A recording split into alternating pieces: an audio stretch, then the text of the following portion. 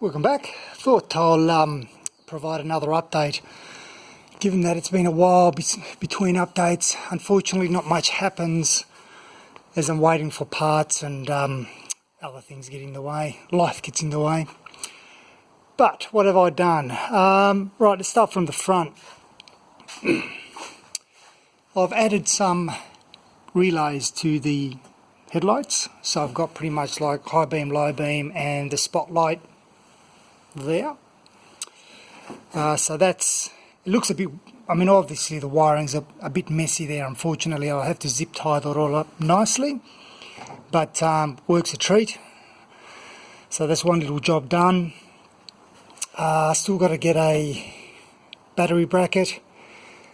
Not sure what type to get. I've seen some that have got like a brace around it. I'm not sure if I can just put a strap on it, whether that's going to be road legal or not. But anyway, that's something yet to do. Everything else is pretty fine in the engine bay. Runs really great at the moment, so it's good. Another job that I'll need to do in the future is get a new radiator core. It doesn't leak, this one, but this is definitely perished, as in you can see corrosion and so on. Funnily enough, it doesn't leak though, so it looks like it's just the fins. But anyway, there is a mob, actually two that I know of now, that can do them with a proper copper core. And they I mean this one's been repaired, you can see on these little tabs there, it's all repaired. A friend of mine says that they leak with these corners, they flex and they crack on these corners. So obviously this has been looked at some stage, but when I get the core done again, they'll do the whole lot again. So and you can see here that the actual radiators looks pretty good, but again down the bottom there, not that good. Anyway, not a cheap exercise unfortunately to get this done. It's about anywhere between 600 and 700 Australian. So yep, quite an investment, but well worth it because it'll last another 50 years. I'm still waiting on headlight globes, that's why the surround here is off. And these are the older style globes. I'll pull one out so you can see. You can see that that's the style. Now a lot of people upgrade those to the more modern lights, but because I've got the original Lucas and the backing of it is obviously to fit that connection, I really don't want to change this at the moment. I want to keep it original. Now in terms of wiring, there's heaps of information online on how to do these. Of course, this is the 4 connector type, and effectively you've just got a positive that goes into one of the connectors, and they're numbered. You know, like there's 87, 30, 85, 86, and this is fused, obviously, even though each of these relays are fused as well. So there's a connector that goes in, there's an earth that goes from these ones, which is this brown cable here, which then joins over to the negative of the battery. And then of course you've got the trigger that turns the headlight on, and then the feed from there to the headlights.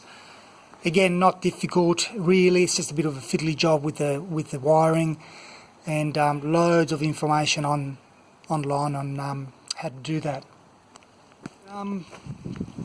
The other thing too is I've managed to get that bracket there. Little things like that I've been working on, and I think last time I showed you the latch here that I've actually added. Still waiting on the shock absorbers, they're on their way from the UK, so I can't show you anything there.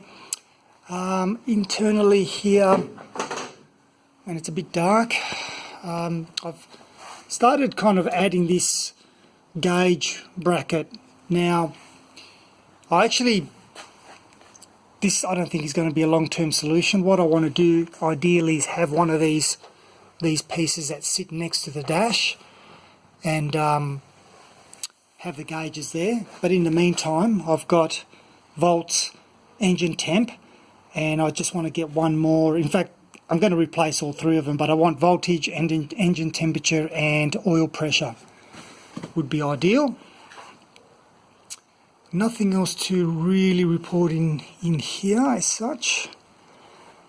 All going good, and I'll show you a little clip of me just driving it up the driveway and back in a moment.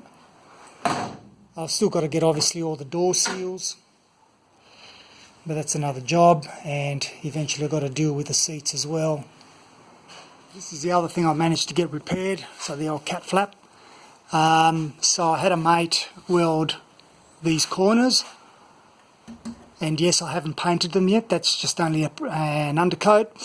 The reason for that is because obviously this needs a proper refurb. That's because it's a steel frame and it's subject to cracking. I just need to deal with it separately. Unfortunately, I'm missing the mechanism here, the opening latch. I've got the outer one, the outer handle, but I don't have the internal mechanism. So if anyone's got one that they wish to part with, please let me know, because I'm definitely looking for one. And again, nothing really to report in here. It's all pretty much the same as before.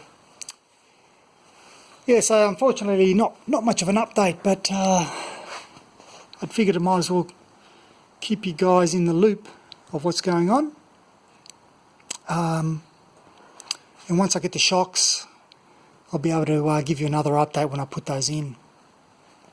Anyway, here's a little drive up and down the driveway, and until then, thanks for watching.